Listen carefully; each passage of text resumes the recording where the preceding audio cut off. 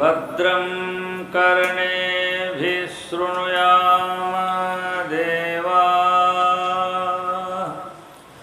ಭದ್ರಂ ಪಶ್ಯೇಮಾಕ್ಷಭಿರ್ಯಜತ್ರಾಃ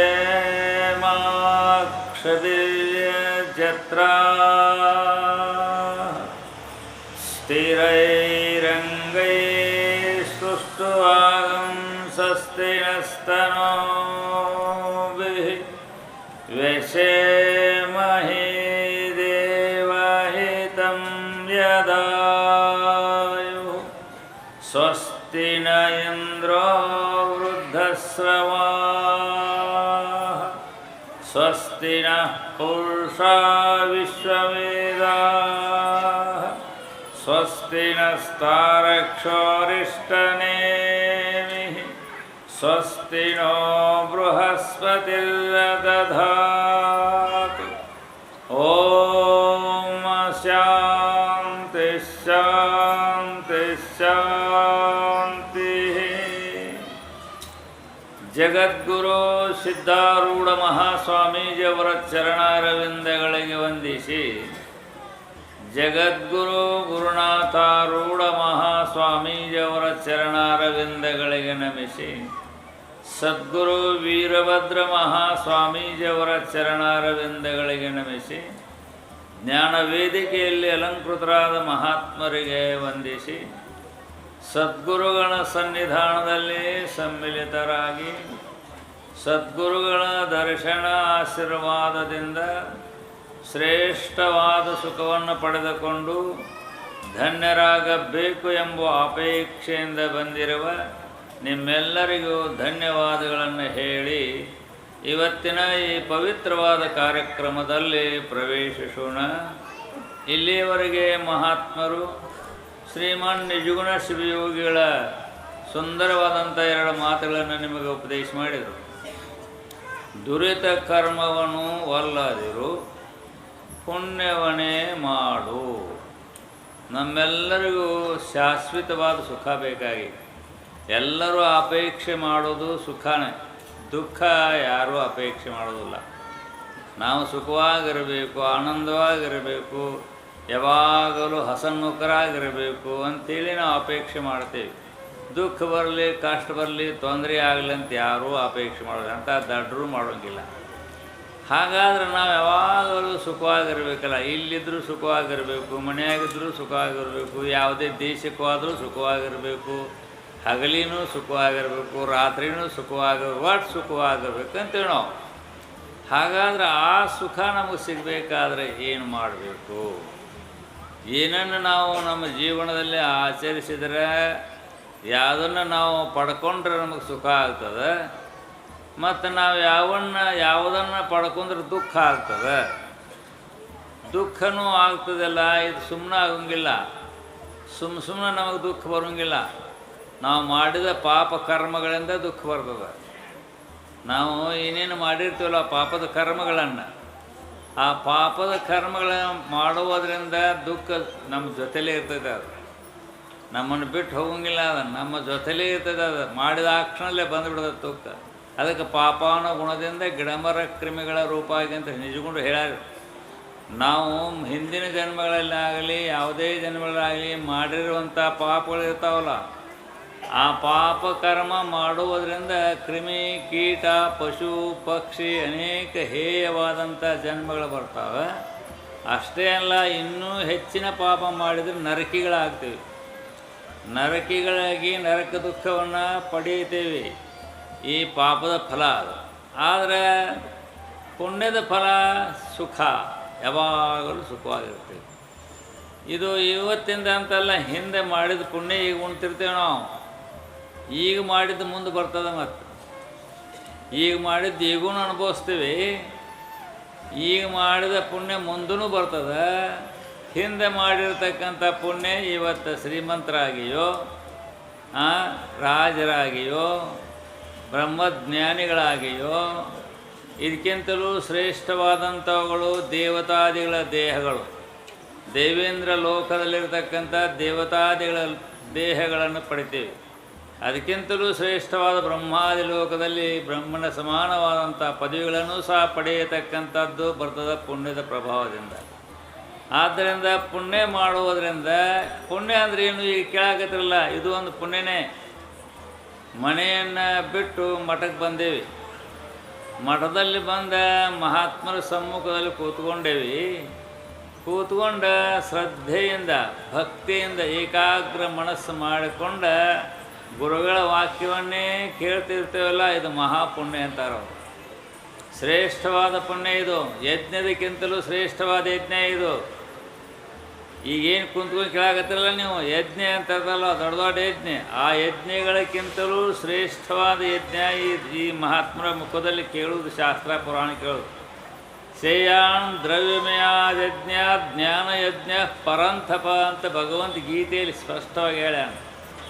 ಭಗವದ್ಗೀತೆಯಲ್ಲಿ ಅರ್ಜುನಗೆ ಹೇಳ್ತಾನೆ, ಹೇ ಅರ್ಜುನ, ಕೋಟ್ಯಾಂತರ ಹಣವನ್ನು ಖರ್ಚು ಮಾಡಿ ಅಶ್ವಮೇಧಾದಿ ಯಜ್ಞಗಳನ್ನು ಮಾಡ್ತಾರಲ್ಲ, ಆ ಯಜ್ಞಾದಿಗಳ ಫಲಕ್ಕಿಂತಲೂ ಶ್ರೇಷ್ಠವಾದ ಫಲ ಇಂಥ ಸತ್ಸಂಗ, ಜ್ಞಾನಯಜ್ಞ ಅಂತಾರೆ ಇದಕ್ಕೆ.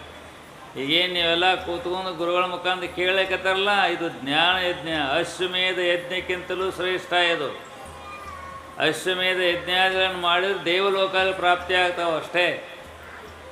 ಈ ಅಶ್ವಮೇಧಾದಿ ಮಹಾಯಜ್ಞಗಳು ಮಾಡುವುದರಿಂದ ಅಶ್ವಮೇಧ ಯಜ್ಞದ ಫಲ ದೇವಲೋಕದ ಪ್ರಾಪ್ತಿ.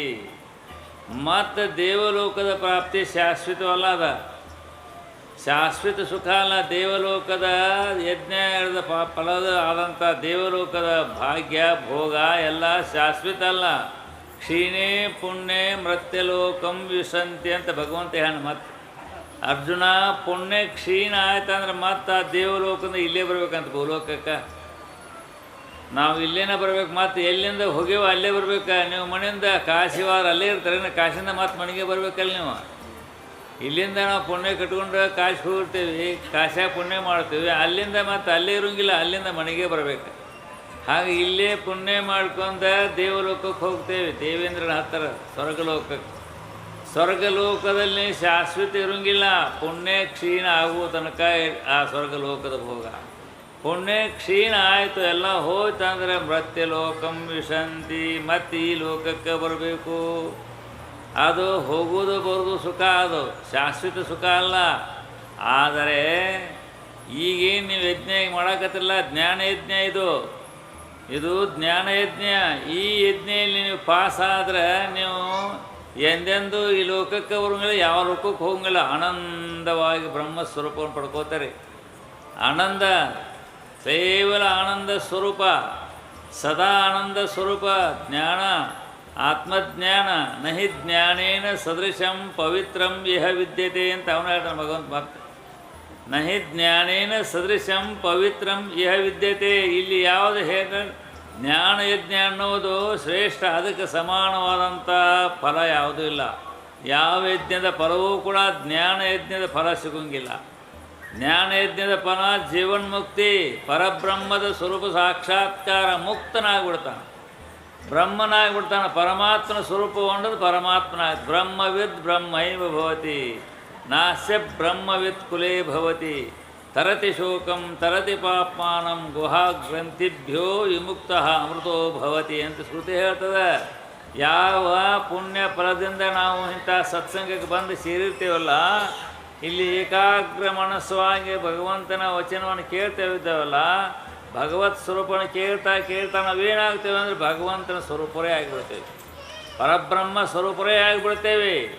ಪರಬ್ರಹ್ಮ ಸ್ವರೂಪರಾದ ಮೇಲೆ ಮುಕ್ತ ಆಗಿಬಿಟ್ಟಿವಿ. ಪಾಪ ಎಲ್ಲ ನಾಶ ಆಗಿ ಹೋಗ್ತದೆ, ಜನನ ಮರಣಗಳೆಲ್ಲ ನಾಶ ಆಗಿ ಹೋಗ್ತಾವೆ. ಕೇವಲ ಆನಂದ ಸ್ವರೂಪರಾಗ್ತದೆ, ಕೇವಲ ಪರಬ್ರಹ್ಮ ಸ್ವರೂಪರಾಗ್ತೀವಿ. ಈ ಜ್ಞಾನ ಅನ್ನೋದು ಭಾಳ ಶ್ರೇಷ್ಠ ಇದೆ. ಅದಕ್ಕೆ ಹೇಳ್ತಾರಲ್ಲ, ಈ ಜ್ಞಾನ ಯಜ್ಞ ಅನ್ನೋದು ಬಹಳ ಶ್ರೇಷ್ಠ. ಎಲ್ಲ ಯಜ್ಞಗಳಕ್ಕಿಂತಲೂ ಜ್ಞಾನ ಯಜ್ಞನೇ ಶ್ರೇಷ್ಠ ಅಂತ ಭಗವದ್ಗೀತೆಯಲ್ಲಿ ಭಗವಂತ ಸ್ಪಷ್ಟ ಹೇಳ. ಅದಕ್ಕೆ ನಹಿ ಜ್ಞಾನೇನ ಸದೃಶಂ ಪವಿತ್ರಂ ಇಹ ವಿದ್ಯತೆ. ಜ್ಞಾನಕ್ಕೆ ಸರಿಸಮಾನವಾದಂಥ ಪುಣ್ಯ ಇನ್ನೊಂದಿಲ್ಲ, ಇದು ಶ್ರೇಷ್ಠವಾದ ಪುಣ್ಯ ಅಂತ ಹೇಳ್ತಾರೆ. ಇಂಥ ಜ್ಞಾನ ಯಜ್ಞ ಮಾಡೋದು ಉತ್ತಮ ಅಧಿಕಾರಿಯಾದಂಥವ ಮುಕ್ತನಾಗ್ತಾನೆ, ಧನ್ಯನಾಗ್ತಾನೆ. ಇದು ಜ್ಞಾನ ಯಜ್ಞದ ಫಲ. ಅದಕ್ಕಿಂತಲೂ ನಾವು ಇನ್ನು ಅಂಥ ಸ್ಥಿತಿಯನ್ನು ಪಡ್ಕೊಳ್ಳೋಕೆ ಆಗುಲ್ಲ ಅಂದರೂ ಕೂಡ ಈ ಲೋಕದಾಗ ಶ್ರೀಮಂತರಾಗಿ ಹುಡ್ತೇವೆ. ಈ ಲೋಕದಲ್ಲಿನೇ ಮತ್ತೆ ಶ್ರೀಮಂತರಾಗಿ ಹುಡ್ತೇವೆ. ಹಿಂದಿನ ಪುಣ್ಯದಿಂದ ಶ್ರೀಮಂತರಾಗಿದ್ದೇವೆ. ಹಿಂದೆ ಮಾಡೋ ಪುಣ್ಯ ಯಜ್ಞ ದಾನ ತಪಃಕರ್ಮ ಪಾವನಾನೇ ಮನೀಷಿನಾಮ್ ಅಂತ ಭಗವಂತನೇ ಹೇಳ್ತಾನೆ. ಯಜ್ಞ ದಾನ ತಪ, ಯಜ್ಞ ಮಾಡುವುದರಿಂದಲೂ ತಪಸ್ಸು ಮಾಡುವುದರಿಂದಲೂ ದಾನ ಮಾಡುವುದರಿಂದಲೂ ನಾವು ಪುಣ್ಯವಂತರಾಗಿರ್ತೇವೆ. ಹಿಂದಿನ ಮಾಡಿದ ಪುಣ್ಯ ಈಗ ಶ್ರೀಮಂತರಾಗಿ ಬಂದೇವೆ. ಈಗ ಶ್ರೀಮಂತರಾಗಿ ಬರಬೇಕಾದ್ರೆ ಹಿಂದೆ ಮಾಡಿದ ಪುಣ್ಯ ಇದೆಲ್ಲ ಯಜ್ಞ ದಾನ ತಪ. ಯಜ್ಞ ಅಂದ್ರೇನು? ಇಂಥ ಜ್ಞಾನ ಯಜ್ಞ ಮಾಡಿರಿ, ಅಥವಾ ಯಜ್ಞ ಧನವನ್ನು ಖರ್ಚು ಮಾಡಿ ಅನ್ನದಾನ, ವಿದ್ಯಾದಾನ, ವಸ್ತ್ರದಾನ, ಗೋದಾನ, ಅನೇಕ ದಾನಗಳಿದಾವೆ. ಅವನ್ನು ಮಾಡಿದರೂ ಕೂಡ ಅವು ಶ್ರೇಷ್ಠವಾದ ಪುಣ್ಯನೇ ಬರ್ತಾವೆ. ಅದರಿಂದಲೂ ಕೂಡ ನಾವು ಭಾಳ ಪುಣ್ಯ ಸಂಪಾದನೆ ಮಾಡ್ಕೊಳ್ತೀವಿ. ಇಲ್ಲಿ ಲೋಕದಲ್ಲಿ ಶ್ರೀಮಂತರಾಗುತ್ತೆ. ಅದಕ್ಕೆಲ್ಲ ಶ್ರೀಮಂತಿಗೆ ಬರಬೇಕಾದ್ರೂ ಸುಮ್ಮನೆ ಬರೋಂಗಿಲ್ಲ. ತೇ ಪುಣ್ಯಮಾಸಾಧ್ಯ ಸುರೇಂದ್ರ ಲೋಕಂ ವಸ್ತಂತಿ ದಿವ್ಯಾನ್ ದಿವಿದೇವ ಭೋಗಾನ್ ಅಂತೇಳಿ ಗೀತೆ ಮಾತಾಡಿದ ಪರಮಾತ್ಮ. ಯಾರು ಪುಣ್ಯ ಕಾರ್ಯಗಳನ್ನು ಮಾಡಿದ್ದಾರೋ ಅವರು ದೇವಲೋಕದ ಭೋಗ ಪಡ್ಕೊಳ್ತಾರಂತ ಭಗವಂತ ಮತ್ತೊಂದು ಕಡೆ ಹೇಳೋಣ. ಆದ್ದರಿಂದ ನಾವೆಲ್ಲರೂ ಕೂಡ ಪುಣ್ಯ ಕಾರ್ಯಗಳನ್ನು ಮಾಡ್ರಿ. ಪುಣ್ಯ ಕಾರ್ಯಗಳಂದ್ರೆ ಇದು ಶಾಸ್ತ್ರ ಕೇಳಾಗುತ್ತೆ. ಇದನ್ನು ಪರಮಾತ್ಮ ಸಂಪತ್ತು ಕೊಟ್ಟಿದ್ದಪ್ಪ ಅಂದರೆ ಸ್ವಲ್ಪ ಉತ್ತಮಕ್ಕಾಗಿ ದಾನ ಮಾಡಬೇಕು. ಶ್ರೇಷ್ಠವಾದಂಥದಕ್ಕೆ ಅನ್ನದಾನ ಮಾಡಿರಿ, ವಿದ್ಯಾದಾನ ಮಾಡಿರಿ, ವಸ್ತ್ರದಾನ ಮಾಡಿರಿ. ಪರಮಾತ್ಮ ಕೊಟ್ಟ ಕಾಲದಲ್ಲಿ ಅದು ನಮಗೆ ಶ್ರೇಷ್ಠವಾದಂಥದ್ದೇ ನಮಗೆ ಪುಣ್ಯ ಬರ್ತದೆ. ಹೀಗೆ ಉತ್ತಮವಾದಂಥ ಕಾರ್ಯಗಳನ್ನು ಮಾಡೋದ್ರಿಂದ ನಮಗೆ ಶ್ರೇಷ್ಠವಾದಂಥ ಪದವಿಗಳು ಬರ್ತಾವೆ. ಅದಕ್ಕೆ ಹೇಳಿಲ್ಲ, ಅವ್ರು ಯಾರು ನಾವು ಇದ್ದೇವಲ್ಲ ಅವರು ಶ್ರೀಮಂತರಾಗಬೇಕಾದ್ರೆ ಸುಮ್ಮನೆ ಆಗಿರೋಂಗಿಲ್ಲ. ಅವರು ಪುಣ್ಯ ಮಾಡಿದ್ದಕ್ಕೆ ಹೋಗ್ತಾರೆ. ಮತ್ತು ಕಷ್ಟಗಳು ಅನುಭವಿಸ್ತಿರ್ತಾರಲ್ರಿ. ಅನೇಕ ಮಂದಿಗೆ ಊಟ ಮಾಡಲಿಕ್ಕಾಗಲಿ, ಮೈಮೇಲೆ ಬಟ್ಟೆ ಆಗಲಿ, ರೋಗಿಗಳಾಗಲಿ ಅನೇಕ ವಿಧಂಥ ತಾಪದಲ್ಲಿ ಒದ್ದಾಡ್ತಿರ್ತಾರೆ, ಕಷ್ಟದಲ್ಲಿ ಬಿದ್ದಿರ್ತಾರೆ. ಅವರು ಅನೇಕ ಕಷ್ಟ ಮಾಡಿರ್ತಾರೆ. ಯಾಕೆ ಹಂಗೆ? ಪರಮಾತ್ಮ ಇವರು ಶ್ರೀಮಂತರು ಮಾಡಿದವ್ರು ಬಡವರು ಮಾಡೋದಿಲ್ಲ, ಅವ್ರು ಮಾಡಿಲ್ಲ, ಪರಮಾತ್ಮ ಸಮ. ಆದರೆ ಯಾರ್ಯಾರು ಏನೇನು ಮಾಡ್ಯಾರ ಪಾಪ ಕರ್ಮವನ್ನು ಮಾಡಿರತಕ್ಕಂಥವ್ರು ಇಂಥ ಹೀನವಾದ ಜನ್ಮಕ್ಕೆ ತೊಡಬೇಕಾಕೈತಿ. ಯಜ್ಞ ಯಾಗ ದಾನ ತಪ ಮತ್ತೊಂದು ಮಾಡಲಾರ್ದಂಥವರು ಅವ್ರು ಕಷ್ಟ ಹೋಗುತ್ತಾರೆ. ನಾವು ದಾನ ಧರ್ಮಗಳನ್ನು ಮಾಡಿ ನಾವು ಸುಖವನ್ನು ಪಡ್ಕೊಳ್ತೇವೆ. ನಾವು ಅದು ಬಹಳ ಶ್ರೇಷ್ಠವಾದದ್ದಿದೆ. ಯಜ್ಞಕ್ಕಿಂತಲೂ ಶ್ರೇಷ್ಠವಾದದ್ದು ಶಾಸ್ತ್ರ ಅಂತ ಹೇಳಿಲ್ಲ. ಹಾಗೆ ಒಬ್ಬ ಮಹಾತ್ಮ ತೃಪ್ತಿಯಾದಪ್ಪ ಅಂದರೆ ನಾವು ಮಹಾಪುಣ್ಯವನ್ನು ಮಾಡಿದಂಗೆ ಆಕೈತಿ. ನಮ್ಮ ಕಷ್ಟ ನಷ್ಟೆಲ್ಲ ದೂರಾಗಿ ಹೋಗ್ಬಿಡ್ತಾವೆ. ಆ ಮಹಾತ್ಮ ಒಂದು ಮನಸ್ಸಿನಿಂದ ಹರಿಸಿದಪ್ಪ ಅಂದರೆ ನಮ್ಮ ದುಃಖಗಳೆಲ್ಲ ಹೋಗ್ತಾವೆ, ನಮಗೆ ಶಾಂತಿ ಸಿಗ್ತದೆ, ನಮ್ಮ ಜನ್ಮ ಪಾವನವಾಗ್ತದೆ. ಒಬ್ಬ ಗ್ರಸ್ತ ದಂಪತಿಗಳು ಪ್ರೇಮವಾಗಿದ್ದರು. ದಂಪತಿ ಜೀವನ ಪ್ರೇಮವೇ. ಮತ್ತು ಪ್ರೇಮವಾಗಿದ್ದರು. ಗಂಡ ಸ್ವಲ್ಪ ದಾನ ಮಾಡೋದು ಕೈ ಹಿಂದೆ ಹೋಗ್ತಿತ್ತು. ಅವನು ಕೊಟ್ಟಿದ್ದವನು ದಾನ ಮಾಡ್ತಿದ್ದ, ಖರೆ ಹೆಚ್ಚಿಗೆ ಕೊಡ್ಬೇಕು ನಾವಲ್ಲ, ಮತ್ತಿನ್ನಲ್ಲ. ಒಟ್ಟಿಗೆ ಏನು ಕೊಟ್ರೆ ಏನಕ್ಕೆ ಬೆಳೆದು ಉದಾಸೀನ ಮಾಡ್ತಿದ್ದ. ಹೆಣ್ಣು ಮಗಳು ಹಾಗಲ್ಲ, ಕೊಡ್ತಿದ್ಲು, ಏನರ ಕೊಡ್ತಿದ್ಲು, ದಾನ ಹೆಚ್ಚಿಗೆ ಮಾಡ್ಕೊತಿದ್ಲು. ಆದರೂ ಕೂಡ ಹಿಂದೆ ಸೇರ್ತಿದ್ದ. ಆದರೂ ಈಕೆ ಮಾಡ್ತಿದ್ಲು. ಒಂದು ದಿವಸ ಏನಾಯ್ತಂದ್ರೆ ಯಜಮಾನ ಗಂಡ ಬೇರೆ ಊರಿಗೆ ಹೋದ. ಬೇರೆ ಊರಿಗೆ ಏನು ಕಾರಾಂತರ ಕರೆಸಿದ್ರು ಹೋದ. ಹೋಗಿ ಬರುವಾಗ ಒಂದಷ್ಟು ದುಡ್ಡು ಕೊಡಬೇಕಾಗಿತ್ತು. ಊರನ್ನವರು ಕೊಟ್ಟಿದ್ರು. ತಗೊಂಡು ಬರ್ತಾ ಇದ್ದ. ಅದನ್ನು 4 ಮಂದಿ ಕಳ್ಳರು ನೋಡಿದ್ರು. ದುಡ್ಡು ಕೊಡೋದು ನೋಡಿದ್ರು. ದುಡ್ಡು ತೊಗೊಂಬರ್ತಾನೆ, ಹೊಡೆದು ಕಾಸು ಕಸ್ಕೊಳ್ಳೋಣ ಅಂತ ತಿಳ್ಕೊಂಡು ದಾರಿಯಲ್ಲಿ ಕುಂತಿದ್ರು. ಅವ್ರು ನಡ್ಕೊತ ಬರಬೇಕು. ದಾರಿ ಊರಿನ ದೂರ ಒಂದು 10-12 ಕಿಲೋಮೀಟ್ರ್ ದೂರ ಇತ್ತು. ಅವನು ಬರುವಾಗ ಅಲ್ಲಿ ಒಂದು ಸ್ಥಳದಲ್ಲಿ ಕುಂತ್ಕೊಂಡು ಬಿಟ್ರೆ ಒಂದು 4 ಮಂದಿ ಬಡಿಗೆ ತೊಗೊಂಡು ಕುಂತ್ರು. ಅವ್ನು ಬಡದ ಕಾಸು ಕಸ್ಕೊಳ್ಳೋಣ ಅಂತೇಳಿ ಕುಂತರು. ಇತ್ತಾಗ ಏನಾಗೈತಪ್ಪ ಅಂತಂದರೆ ಏನು ದಂಪತಿ ಇದ್ರಲ್ಲ, ಹೆಂಡತಿ ಊರಾಗ ಆಕೆ ಅಡುಗೆ ಮಾಡಿ ದೇವ್ರ ಪೂಜೆ ಮಾಡಿ ಎಲ್ಲ ಇನ್ನು ಎರಡು ಕುಂತ್ಕೊಂಡಿದ್ಲು. ಅಷ್ಟೊತ್ತೇಳಿ ಒಬ್ಬ ಸನ್ಯಾಸಿ ಬಂದ, ಬ್ರಹ್ಮಜ್ಞಾನಿ ಮಹಾಪುರುಷ ತಪಸ್ವಿ ಬಂದ. ಮತ್ತು ಮಹಾತ್ಮರಿಗೆ ಏನಪ್ಪ ಅಂತಂದ್ರೆ ಹಸುವು ತ್ರಸಿಯಾದಾಗ ಹಸಿವಾದೊಡೆ ಭಿಕ್ಷಾನ್ನಗಳುಂಟು ಅಂತ ಮದುವೆ ಹೇಳಾರೆ. ಕರತಲ ಭಿಕ್ಷಾ ತರುತಲ ವಾಸ ತದಪಿನ ಮುಂಚೆ ತ್ಯಾಶಾಪಾಸ ಶಂಕರಾಚಾರ್ಯ ಹೇಳಾರು. ಸನ್ಯಾಸಿಗಳಿಗೆ ಹಸುವು ಆತಂದರೆ ಕರತಲ ಬಹುದಿ ಭಿಕ್ಷಾನ್ ದೇಹಿ ಅಂತಂದ್ರೆ ಯಾರು ಪುಣ್ಯಾತ್ಮರಿಗೆ ಒಂದಿಷ್ಟು ರೊಟ್ಟಿ ಕೊಡ್ತಾರೆ, ಒಂದಿಷ್ಟು ಅನ್ನ ಕೊಡ್ತಾರೆ. ಹಾಗೆ ಆ ಸನ್ಯಾಸಿ ತಪಸ್ವಿಗಳಿದ್ರು, ಸಿದ್ಧ ಪುರುಷರಿದ್ರು. ಅವರು ಅವ್ರಿಗೆ ಅಮ್ಮ 12-1 ಗಂಟೆ ಆಗಿತ್ತು ಹಂಗಾರೆ ಇನ್ನು ಯಾರ್ದಾರ ಮನೆ ಒಂದು ಭಿಕ್ಷಾ ಮಾಡೋ ಅಂತ ತಿಳ್ಕೊಂಡು ಬಂದ ಆ ದಂಪತಿಗಳ ಮನೆ ಮುಂದೆ ನಿಂತ. ಭವತಿ ಭಿಕ್ಷಾಂದಿ ಅಂದ. ಆ ಹೆಣ್ಮಗಳು ಬಹಳ ಒಳ್ಳೆ ಸಾಧ್ವಿ ಹೆಣ್ಮಗಳು, ಯಾವಾಗಲೂ ಪುಣ್ಯ ಕರ್ಮವನ್ನೇ ಮಾಡಾಕಿ. ಮತ್ತು ಆಕೆಗೆ 10-16 ವರ್ಷ ಆಯಿತು, ಮಕ್ಕಳಾಕಿದ್ದಿಲ್ಲ. ಹೆಣ್ಮಕ್ಳಿಗೆ ಮಕ್ಕಳು ಚಿಂತೆ ಇದ್ದೇ ಇರ್ತದೆ, ಮಕ್ಕಳಾಗ್ಬೇಕು ಜಲ್ದಿ, 2 ವರ್ಷದೊಳಗೆ ಮಕ್ಕಳಾಗಬೇಕು. ಆದರೆ ಭಾಳ ಸಂತೋಷ. ಲೇಟ್ ಆದಂಗೆಲ್ಲ ಅವ್ರಿಗೆ ಸ್ವಲ್ಪ ವ್ಯಥೆ, ಹೆಣ್ಮಗಳು ವ್ಯಥೆ ಇರ್ತದೆ, ಗಂಡಗೂ ಇರ್ತೈತಿ. ಅವಾಗ ಆಕೆಗೂ ಒಂದು ಯೋಚನೆ ಇತ್ತು, ಮಕ್ಕಳಾಗಲ್ಲ ಅಂತ. ಆದರೂ ಭಗವಂತ ಇದ್ದಾನಂತ ಆಕೆ ಭಗವಂತನ ಭಾರ ಹಾಕೊಂಡಿದ್ದು. ಈ ಸನ್ಯಾಸಿ ಬಂದ, ತಪಸ್ವಿ ಸಿದ್ಧ ಪುರುಷ, ನೀವು ಭಿಕ್ಷಾನ್ ದೇಹಿ ಅಂದ ಕೂಡಲೇ ಆಯ್ಕೆ ಒಂದು 3-4 ರೊಟ್ಟಿ ಹಸದು ಬಂದಂಗೆ ಕಾಣ್ತಾರೆ ಮಹಾತ್ಮ ಸ್ವಾಮಿ. ಅವ ಹೊಟ್ಟೆ ತುಂಬ ಆಗಲಿ ಅಂತ ತಿಳ್ಕೊಂಡು ಒಂದು 4 ರೊಟ್ಟಿ ತಂದು ಅದಕ್ಕೆ ಪಲ್ಯ ಚಟ್ನಿ ಹಚ್ಚಿ ತಂದು ಕೈಯಾಗ ಕೊಟ್ಲು. ಆ ಮಹಾತ್ಮ ಏನಂದ, ಆ ಮಹಾತ್ಮ ಆಶೀರ್ವಾದ ತೊಗೊಂಡ ಸುಮ್ಮನಾಗಲಿಲ್ಲ, ಆಶೀರ್ವಾದ ಮಾಡಿದ. ಆಶೀರ್ವಾದ ತೊಗೊಂಡು ರೊಟ್ಟಿ ತೊಗೊಂಡು ಆಶೀರ್ವಾದ ಮಾಡಿದ. ಅಮ್ಮ ನಿನಗೆ 1-2-3 ಮಕ್ಕಳಾಗಲಿ, ಪತಿವ್ರತವಾಗಿ ನಿನ್ನ ಜೀವನ ಮಂಗಲಮಯವಾಗಿ ಸಾಗಲಿ ಅಂತ ಆಶೀರ್ವಾದ ಮಾಡ್ರೆ ಅವರು. ಮಕ್ಕಳಾಗಿದ್ದಕ್ಕಾಗಿ ಬಹಳ ಆನಂದ ಆಯಿತು. ಮಕ್ಕಳಾಗಿಲ್ಲ, 2-3 ಮಕ್ಕಳಾಗಲಿ ಅಂತ ಆಶೀರ್ವಾದ ಮಾಡಿದರು. ಆಮೇಲೆ ಸುಮಂಗಲಿಯಾಗಿ ಉಳಿ ಅಂತ ಹೇಳಿದ್ರು, ದೀರ್ಘಾಯುಷ್ಯ ಸುಮಂಗಲಿಯಾಗಿ ಉಳಿ ಅಂತ ಹೇಳಿದ್ರು. ಭಾಳ ಸಂತೋಷ, ಗುರುಗಳ ಆಶೀರ್ವಾದ ಆಯಿತು ಅಂತೇಳಿ ಬಹಳ ಆನಂದ ಆಯ್ತು ಆಕೆಗೆ, ಬಹಳ ಸಂತೋಷ ಆಯಿತು. ಈಕೆ ಹೋದ್ಲು. ಅವ ದುಡ್ಡು ತೊಗೊಂಡು ಬರ್ತಿದ್ದ, 4 ಮಂದಿ ಕಾಳರು ಕುಂತಿದ್ರು, ಅವ್ನು ಹೊಡೆದ ತೊಗೋಬೇಕಂತೇಳಿ ಬಂದರು. ಅದು ಅತ್ತಾಗೂ ದೂರ ಇತ್ತಾಗೂ ದೂರ ಅಲ್ಲಿ ನಿಂತಿದ್ರಲ್ಲ ಅವ್ರು. ಬಡಿಗೆ ತೊಗೊಂಡ ಬಂದರು. ನಿಂತೇಲಿ ದುಡ್ಡುದಾಗ ಕೊಡ್ತೀವಿ ಅಂತೆ ಅಂದ್ರೆ ಕೊಡೋದಿಲ್ಲ ಅಂದ ಅಂದ್ರೆ ನೋಡಿ, ನೀನು ಹೊಡೆದು ಕೊಡ್ತೀವಿ ಅಂದ್ರೆ ಕೊಂದರೂ ಚಿಂತಿಲ್ಲ ಅಂದ. ಪ್ರಾಣ ಹೋದರೂ ಚಿಂತಿಲ್ಲ, ನಿಮಗೆ ದುಡ್ಡು ಕೊಡೋದಿಲ್ಲ ಅಂದ. ದುಡ್ಡು ಅಂತ ಕೊಡೋಂಗಿಲ್ಲ ಅಂತ ಅಂದ ಕೂಡಲೇ ಅವರು ಏನು ಮಾಡಿದ್ರು ಅಂದರೆ ಬಡಗಿ ತೊಗೊಂಡ್ರೆ ಕೊಂದೇ ಬಿಡ್ಬೇಕಂದ್ರೆ ಅವರು. ಮತ್ತು ಹಂಗೆ ಬಿಟ್ಟು ಪ್ರಾಣಲ್ಲಿ ಬಿಟ್ಟು ಅಂತ ತೊಗೊಂಡೋಗಿ ಹೇಳ್ತಾನೆ ಊರಾಗ. ಮತ್ತು ಹಿಡ್ಕೊಂಡು ಹೋಗ್ತಾರು, ಇವನು ಪ್ರಾಣ ತೆಗೆದುಬಿಟ್ಟು ಪ್ರಾಣ ತೆಗೆದು ತೊಗೊಂಡು ಹೋಗೋಣ ಅಂತೇಳಿ ಬಡಗಿ ತೊಗೊಂಡು ಹೊಡ್ಲಿಕ್ಕೆ ಶುರು ಮಾಡಿದ್ರು. ಬಡಗಿ ತೊಗೊಂಡು ಹಿಂಗೆ ಹೊಡಿ ಕಣ್ಣುಗಳಿಂದ ಆ ಹೆಣ್ಮಗಳೇನು ರೊಟ್ಟಿ ಕೊಟ್ಟಿದ್ಲಲ್ಲ, ಅವ್ರೇನು ಆಶೀರ್ವಾದ ಮಾಡಿದಲ್ಲ ಸ್ವಾಮಿಗಳು, ಏನಂತ ಸುಮಂಗಲಿ ಭವ ಅಂತ ಮಾಡಿದ್ರು, ನಿನಗೆ ಮಕ್ಕಳಾಗಲಿ ಅಂತ ಹೇಳಿದರು. ಅಂದಮೇಲೆ ಅವ್ರ ಆಶೀರ್ವಾದ ಇದ್ದಲ್ಲ, ಆಶೀರ್ವಾದ ಸುಮಂಗಲಿ ಸತ್ತೋದ ಸುಮಂಗಲಿ ಹಂಗೆ ಹಾಕಳ ವಿಧವೆ ಆಗಿಬಿಡ್ತಾಳೆ. ಮಕ್ಕಳಾಗಬೇಕಲ್ಲ, ಮಕ್ಕಳೆಲ್ಲ ಹಾಕವು. ಅದಕ್ಕೆ ಅವ್ರ ಆಶೀರ್ವಾದ ಏನು ಮಾಡಿದ್ರಲ್ಲ, ಆಶೀರ್ವಾದ ಮಾಡಿದ್ರು. ಆ 4 ರೊಟ್ಟಿ ಏನಿದ್ದಲ್ಲ, ಆ 4 ರೊಟ್ಟಿಗಳು ಅವು ಬಂದು ಅವನ ಸುತ್ತರಾಕತ್ತವು. ಹಿಂಗೆ ಅವನಿತ್ತು ಆ 4 ರೊಟ್ಟಿ ಹಿಂಗೆ ಸುತ್ತರಾಕತ್ತವು. ಅವನ ಸುತ್ತರಾಗತ್ತು. ಇವ್ರಿಗೇನು ಗೊತ್ತಾಗತ್ತೆ, ಇವ್ರಿಗೆ ಅವ್ನಿಗೆ ಗೊತ್ತಾಗೋದು, ಅವನಿಗೆ ಗೊತ್ತಾಗೋದು. ಇವ್ರು 4 ಮಂದಿ ಕಳರಿಗೆ ಏನು ಗೊತ್ತಾಗತ್ತಿರಕ್ಕಿಲ್ಲ. ಇವರು ಹೊಡಿತಿದ್ರು. ಹೊಡೆಯುವಾಗ ರೊಟ್ಟಿಗೆ ಕುಡುತ್ತಿದ್ದು, ಅವ್ರು ಡಣ್ಣ ಅಂತಿದ್ದು, ಹೊಡೆದ ಡಣ್ಣ ಅಂತಿದ್ದು. ಇವ್ರು ಹೊಡೆದ್ರು.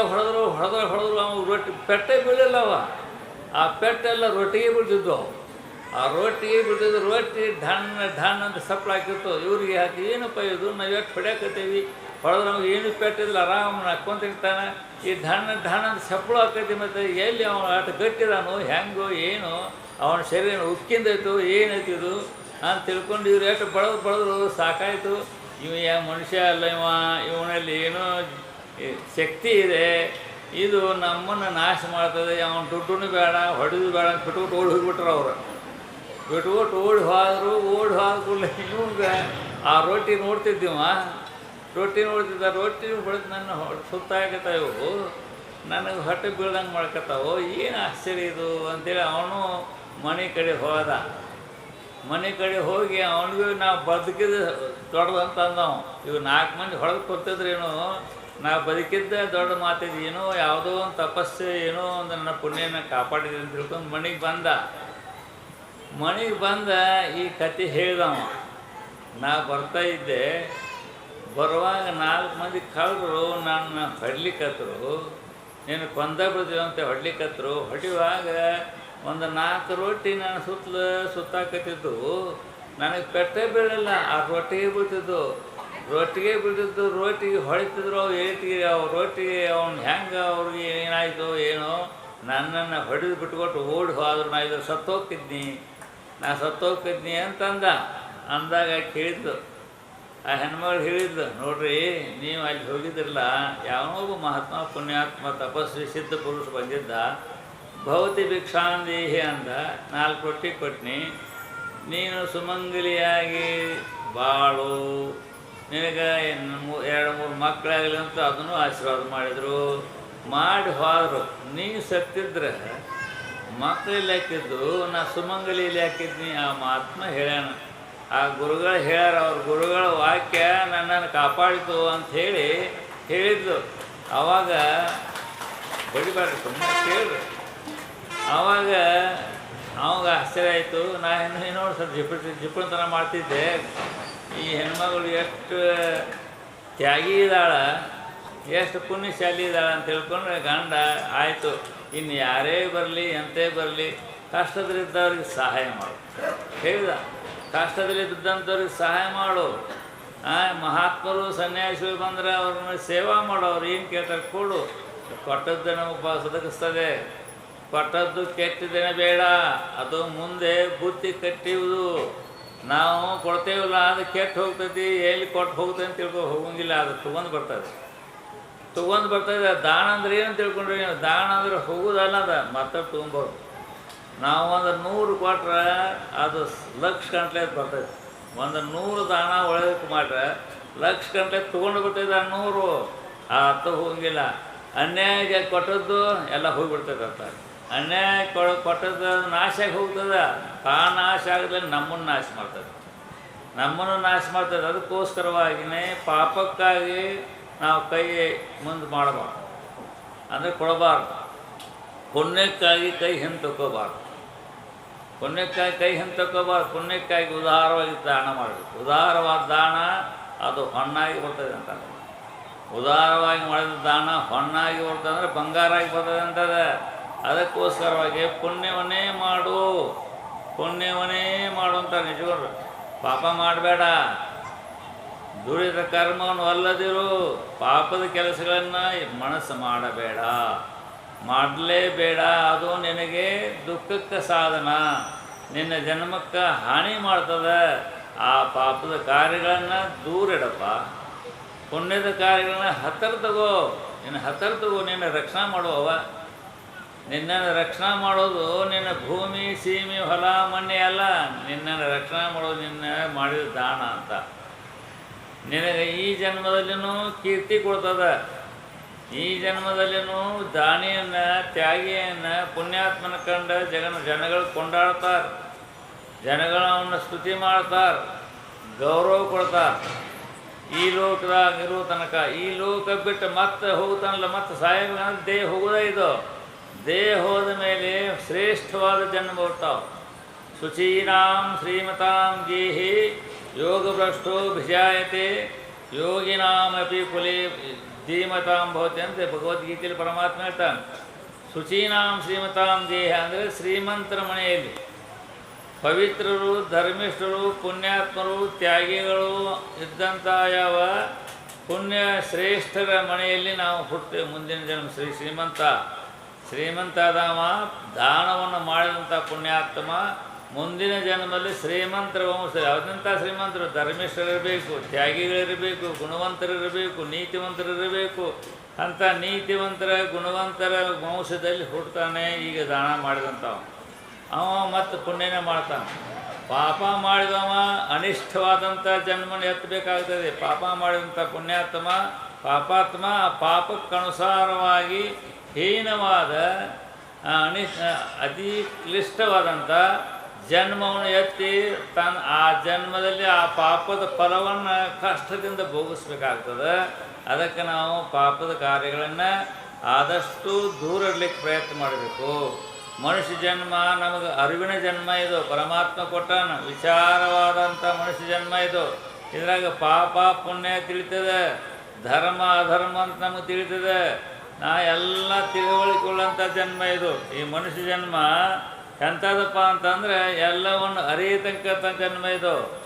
ಅರಿವುಳ್ಳಂಥ ಮನುಷ್ಯ ಜನ್ಮಕ್ಕೆ ನಾವು ಬಂದೇವಂದರೆ ಅರಿವು ಕಳ್ಕೊಳ್ಬಾರ್ದು, ವಿಚಾರಹೀನರಾಗಬಾರ್ದು. ವಿಚಾರವಂತರಾಗಿ, ಧರ್ಮಿಷ್ಠರಾಗಿ, ಶ್ರೇಷ್ಠವಾದಂಥ ಧರ್ಮ ಕಾರ್ಯಗಳನ್ನು ನಾವು ಮಾಡಬೇಕು.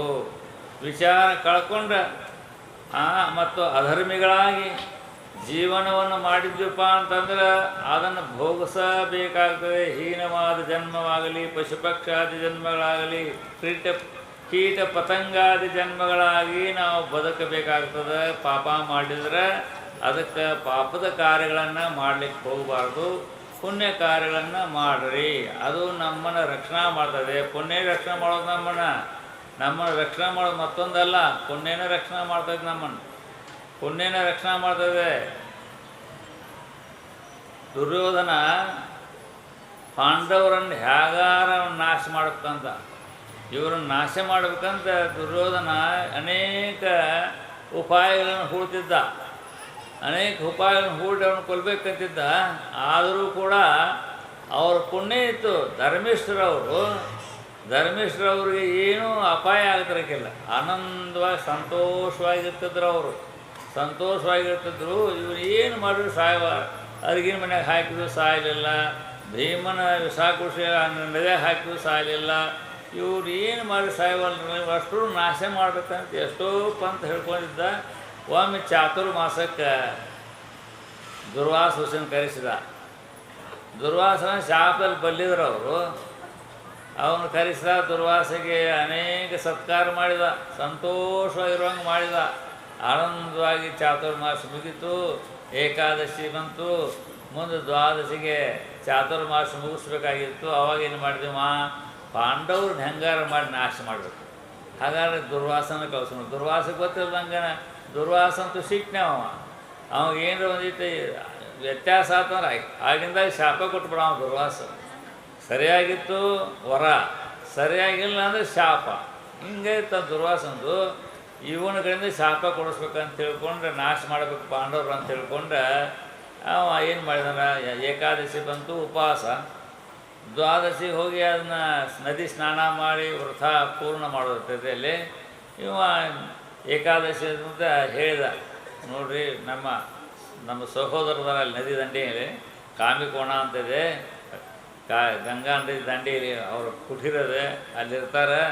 ನೀವು ಅಲ್ಲಿ ಹೋಗಿ ವ್ರತ ಪೂರ್ಣ ಮಾಡಿಕೊಡ್ರಿ, ಏಕಾದಶಿ ವ್ರತ, ನೀವು ಚಾತುರ್ಮಾಸ ವ್ರತ ಪೂರ್ಣ ಮಾಡಿಕೊಡ್ರಿ ಅಂತ ಹೇಳ್ದ. ಅಲ್ಲಿ ನಿಮಗೆಲ್ಲ ಸತ್ಕಾರ ಆದರ್ತೈತೆ, ಸರಿಯಾಗಿ ಮಾಡ್ತಾರೆ ನಮ್ಮ ಸಹೋದರರು ಅಂತ ಹೇಳ್ದ.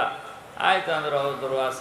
ಅವ ಒಬ್ಬನ ಅಲ್ಲ, 10,000 ಜನ ಶಿಷ್ಯರಂತ ಜೊತೆಲಿ, ದುರ್ವಾಸ ಋಷಿಗಳ ಜೊತೆಲಿ 10,000 ಶಿಷ್ಯರ ಜೊತೆ ಅವ್ರನ್ನೆಲ್ಲ ಕರ್ಕೊಂಡು ಹೋಗ್ರಿ ಅಂತೇಳಿ. ಅಲ್ಲಿಂದ ಕಾಶಿನ ಇಲ್ಲಿಂದ ಒಂದು 20 ಕಿಲೋಮೀಟ್ರ್ ಆಗ್ತದೆ. ಹೋಗ್ರಿ, ಅಲ್ಲಿಗೆ ಹೋಗಿ ಸ್ನಾನ ಗಿನ ಮಾಡಿ ನೀವು ವ್ರತ ಪರಿಪಾಲನೆ ಮಾಡಿಕೊಂಡು ನಮ್ಮ ಸಹೋದರ ನಿಮಗೆ ಸತ್ಕಾರ ಮಾಡ್ತಾರೆ ಅಂತೇಳಿ. ಆಯಿತು ಅಂತ ಹೊಂಟರು ನಡೆದು ಹೋಗ್ಬೇಕಲ್ಲ.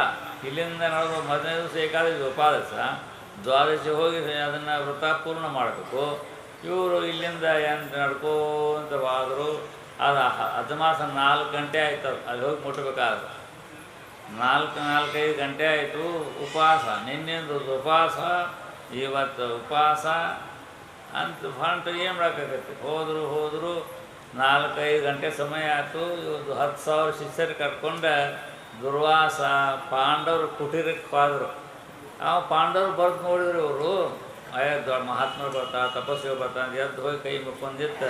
ಅವ್ರನ್ನ ಸ್ವಾಗತ ಮಾಡ್ಕೊಂಡು ಕರ್ಕೊಂಡು ಬಂದ ಒಳಗೆ ಧರ್ಮರಾಜ ಕರ್ಕೊಂಡು ಬಂದ ಅಲ್ಲಿ ಕುಂಡಿಸಿ ಎಲ್ಲರಿಗೂ ನಮಸ್ಕಾರ ಮಾಡಿ ಆದಮೇಲೆ ಆವಾಗ ಆಯ್ತು, ಭಾಳ ಸಂತೋಷ ನೀವು ಬಂದದ್ದಂತೆಲ್ಲ ಅವ್ರು ಸ್ತುತಿ ಮಾಡಿದ. ಧರ್ಮ, ನೀ ಸ್ತುತಿ ಗೀತಿ ಏನು ಮಾಡೋಕ್ಕೆ ಹೋಗ್ಬೇಡ, ಹಸದ್ದೇವು. ನಿನ್ನೆ ಉಪವಾಸ, ಇವತ್ತು ಉಪವಾಸ, ನಮಗೆ ಹಸು ಭಾಳಾಗಿದೆ. ಮೊದಲು ಊಟ ತಯಾರು ಮಾಡಬೇಕು. ಊಟಕ್ಕೆ ತಯಾರಾಗಬೇಕು. 10,000 ಜನ ಅದೇವು, ಊಟಕ್ಕೆ ತಯಾರಾಗಬೇಕು. ಆಗಲಿ ಗುರುವೇ, ಮಾಡಿಸ್ತೀನಿ ಅಂತಂದ. ನೀವು ಸ್ನಾನ ಮಾಡಿ ಬರ್ರಿ, ನದಿಯಲ್ಲಿ ಹೋಗಿ ಸ್ನಾನ ಮಾಡಿ ಬರ್ರಿ, ಮಾಡಿ ಬರ್ಗೊಡ್ದು ನಿಮಗೆಲ್ಲ ಊಟಕ್ಕೆ ತಯಾರು ಅಂತಂದ. ಏನೂ ಇಲ್ಲೇ ಇಲ್ಲ. ಆದ್ರೆ ದೌಮ್ಯ ಋಷಿ ಮಾಡಿದಂದ ಒಂದು ಇದನ್ನು ಕೊಟ್ಟಿದ್ದ.